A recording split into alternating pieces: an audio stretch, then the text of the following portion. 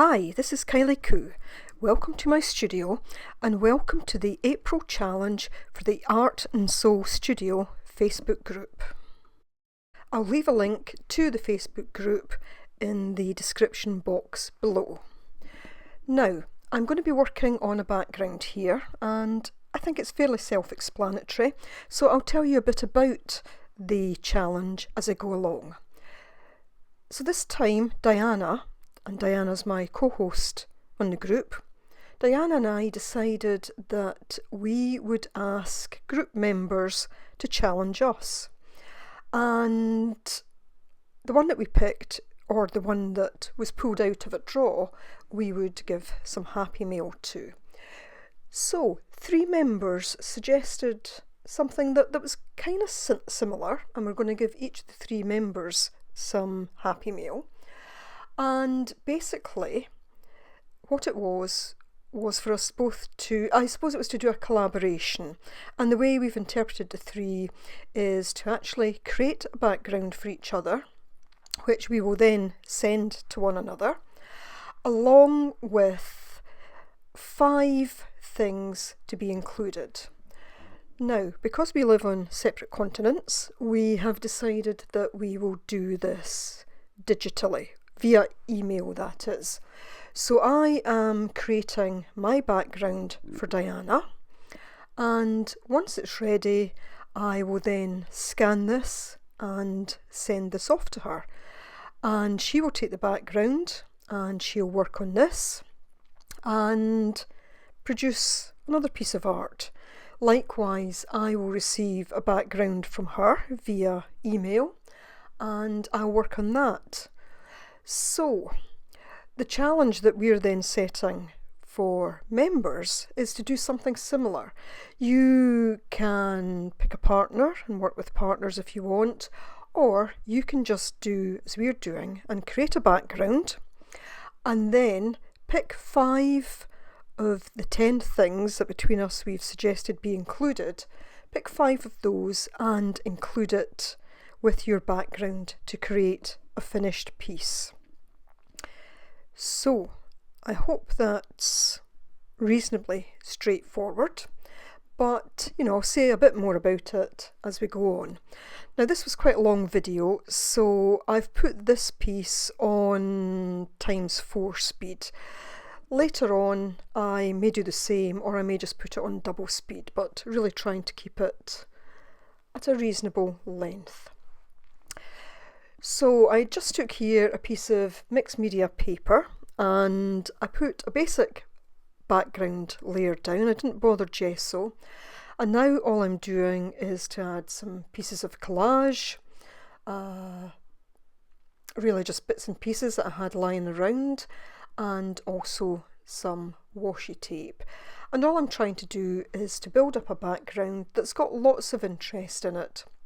I want to include quite a few colours because, when Diana comes to do her bit, I want there to be sufficient there that she can add something to it. You'll see a stamp lying there. I didn't add it in the end, but, postage stamp, because I felt there was enough there. But I'm now going to do a bit of stamping. I'm just going to use this one stamp. It has a little bit of text on it. It has a butterfly and a bug of some description, and I'm just going to put this all over the page.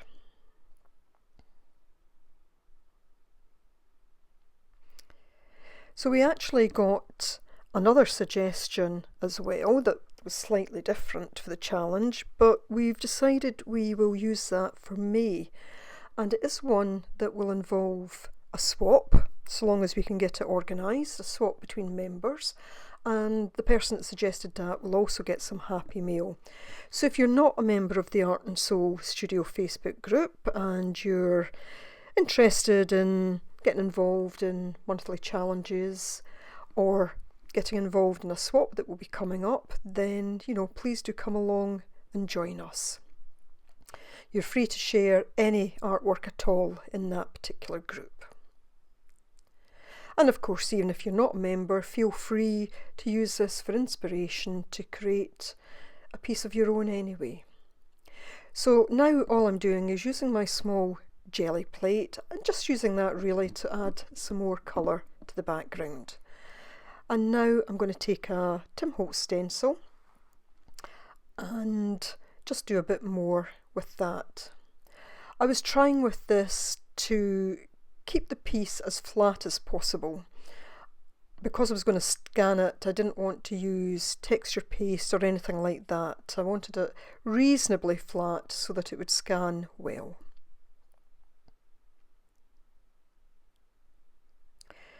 So if there are any paints or colours here that you can't see the actual brand or colour, but you want to know what it is, then just leave me a comment below and I will get back to you as soon as I can. So at this point I felt that things needed to have a bit of contrast, so I wanted to add some white and also some black. Now I was aware that there was still paint on the stencil, so that would actually kind of grey it down a bit, and that was fine. I was quite happy with that. It is after all just a background. I say just a background, but you know, I put as much time and effort into these as I do anything. I actually love this phase. I love all phases, but there's something fun about working on backgrounds. So there I am now, just adding a bit of black, and I always think that helps give it a bit of depth. So, you know, looking at that, you can see the various layers, you can see the depth there, and yes, I'm pleased with how that has come together. So just drying it off, and all I'm going to do now is use a black pen and a white pen and just add a few little marks here and there. I don't want to overdo it. Again, this is one of my favourite things to do.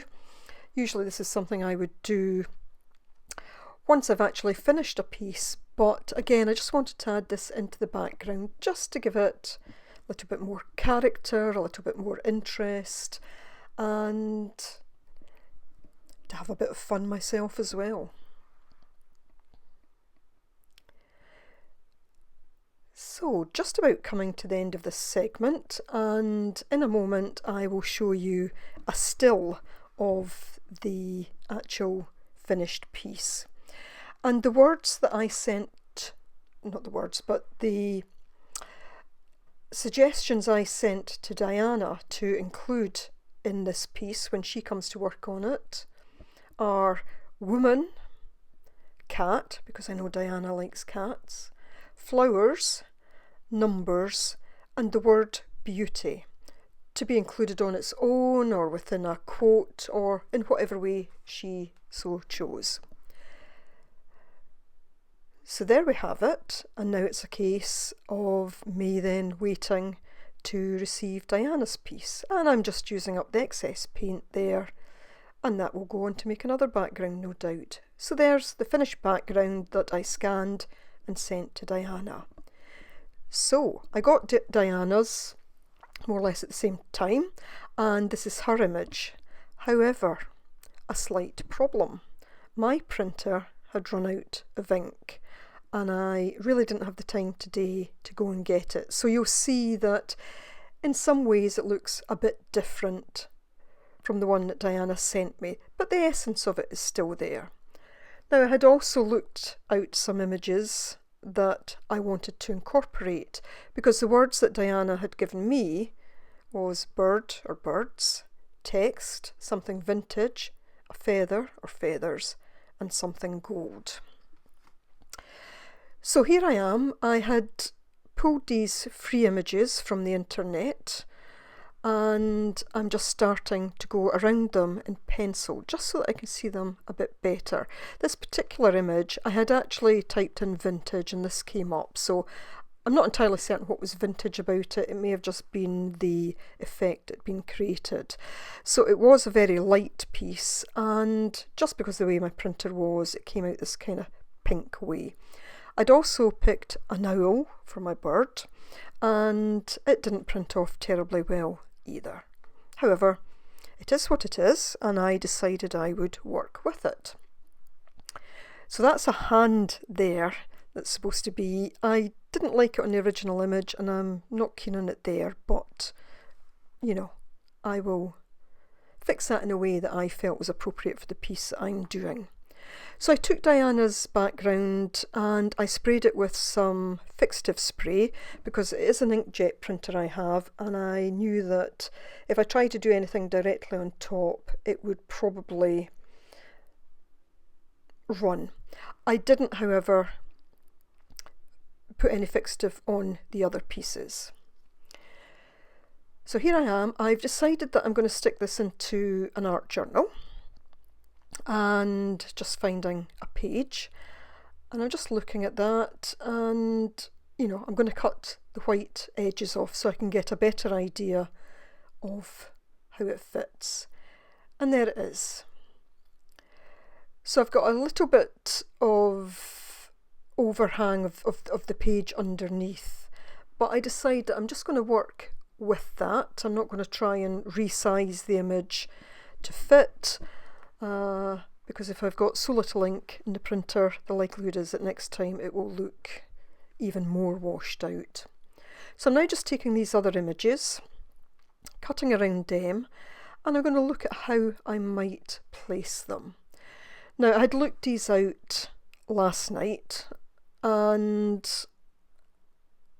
I had decided to start to look for a quote as well, and I'll say a bit more about the quote later, but once I found the quote I almost felt a story starting to emerge here, and I guess that's what this has become, is a bit of a, well, story is maybe not the right word, but yeah, I created something in my head that this piece kind of represents. And again, I'll say a little bit more about that. So I'm looking at this edge, and what I decide is that I'm going to trim a little bit from this so that I'll have a little bit of the page underneath all round. And I decide that that's where I will probably bring in gold, because I'll use a gold paint to blend that piece to the rest of the page. Now, because this is just computer paper that I've used, just ordinary printer paper, I'm just going to glue this down with a glue stick. I don't want to get the page terribly wet because it will wrinkle, and I don't want to apply too much wet medium just in case it still runs, although this particular piece holds up really well. So I've changed slightly I don't know if Diana had in mind a top and bottom, whatever, but I've changed it round from the way that it printed off, and I've put the kind of dark blue bit down the left hand side so that I can put the image of the woman on the right hand side. So I'm trying as far as possible to avoid getting any wrinkles in the page. So again, just looking at how the woman might fit onto the page. And the owl and the feather. And I want the owl to be carrying the feather.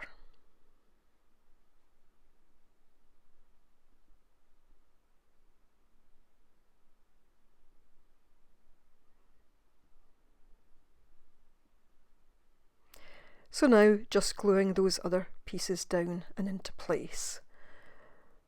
And I just leave that little claw of the owl sticking up at this stage so that I can then put the feather through.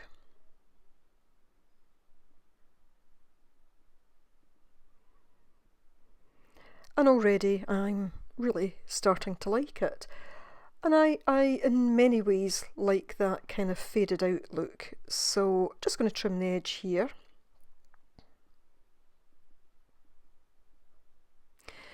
And I'm at that stage where, you know, I quite like this and I have a notion of where I want to go next, but in some ways I'm thinking, oh, what if I ruin it? But you know, you've just got to get on with these things and not hope for the best, but I like to just approach it a little bit at a time. So I've got some clear gesso here. I want to cover the whole thing before I start to work on top of it. Now, because I'd sprayed the page, the background page, it's actually held up really well. There was no colour bleeding from it at all. When I'm going over the woman here though, and then the owl, there is some colour lifting. However, that's kind of worked to my advantage, I think, because it started to spread that colour around a bit.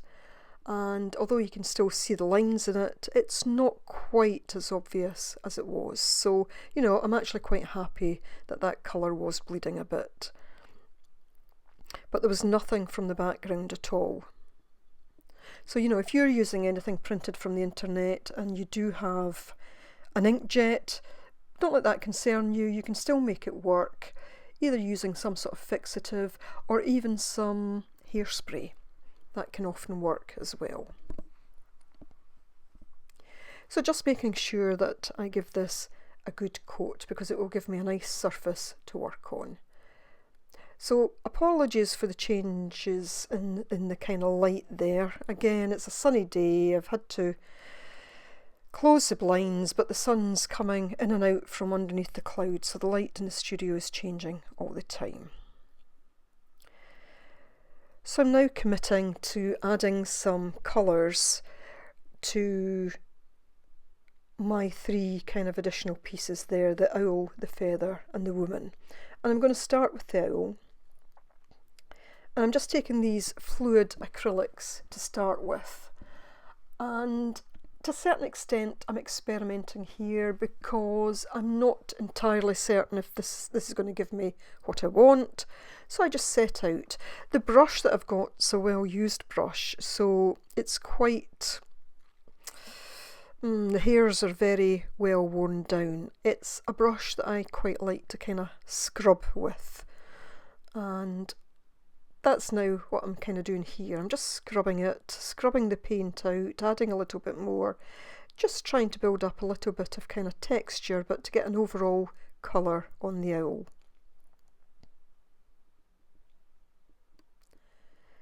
And you know, at this point I'm thinking, have I done the right thing or not? But you know, I'm kind of committed to it now, so I keep going. And once I've got the base coat on the owl, I then turn to the feather. Just trying to get rid of some of that pink colour. And again, just using that same kind of scrubby effect. So looking at the woman now, in a sense I wanted her to be quite transparent, but I wasn't liking the pink, so I decided again just to do a little bit at the time and see where it took me to. So I started on her hair, just adding colour all round.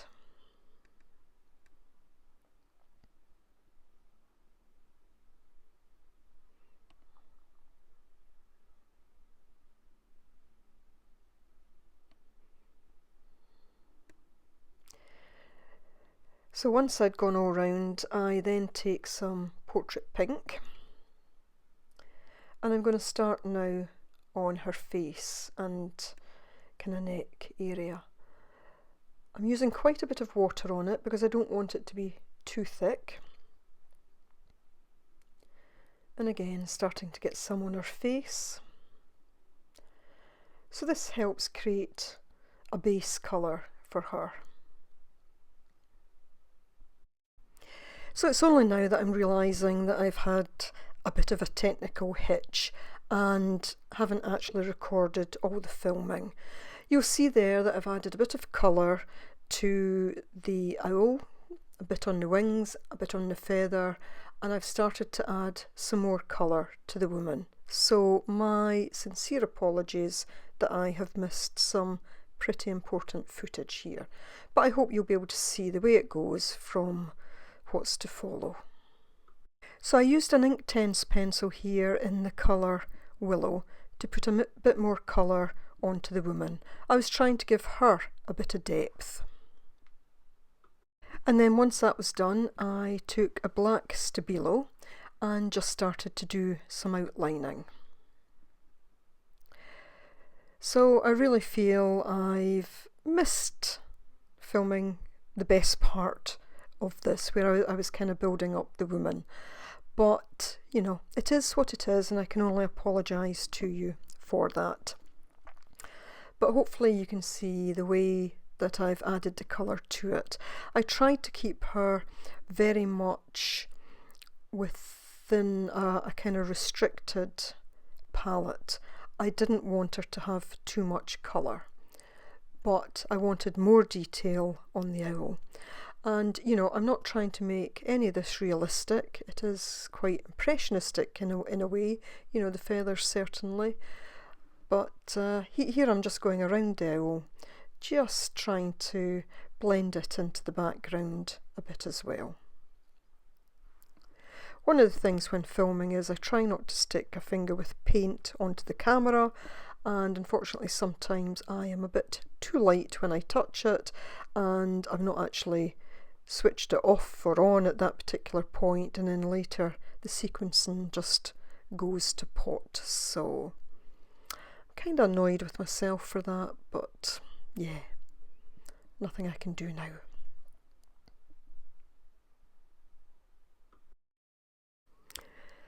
So Diana had also, within the things she set for me, had said text. So this is a page from, I'm about to use a page from a vintage dictionary. There was somebody had written in it, and I think it was dated 1948, so you know, it's quite old. So all I'm doing now is taking a piece of that out. I stuck it down, and I've just put a bit of white paint on it just to knock it back a little bit. And all I'm going to do now is to add a bit of the kind of browns to bring it in with the owl and the woman, and drying that off, and then I'll add my quote. So my quote is, "A heart without dreams is like a bird without feathers," by Susie Kassim. I'm not entirely certain how that's pronounced. And I felt that the woman was looking a bit melancholy, perhaps had forgotten her dreams, forgotten her hopes and dreams, or had felt that she'd lost them. So the owl was flying in with a feather to give her the feather, and that was a kind of link between the two. So the other thing Diana had asked me to add was gold. So I'm taking gold and I'm now going all around the edge to fill in that white gap, but I'm actually going to use my finger to pull it on to the main page so that the two are kind of blended in together. And I'll go on to add some touches of gold to the owl's wings and also to the woman's hair, just a tiny bit. So once more, for those that want to do the challenge, create a background and pick 5 of the 10 items that Diana and I were using between us: bird, text, vintage, feather, gold, woman, cat, flowers, numbers, or the word beauty. So here I am, just about to add the little bits. So my apologies once more if I've spoiled your watching of this by missing some of the crucial filming out. I hope though that you can still see the way that I've gone with it, and I hope you were still able to get some enjoyment out of watching this. Remember, if you'd like to join us in the Art and Soul studio, then please do follow the link. As I say, next month we will be doing some kind of one-to-one swap if Diana and I can get it organised. Please be sure to also check out Diana's video, and I will leave a link to that below as well. So as always, I thank you for watching, and I look forward to you joining me in my next video, where hopefully I'll get the filming right. Thanks for watching. Bye. Bye for now.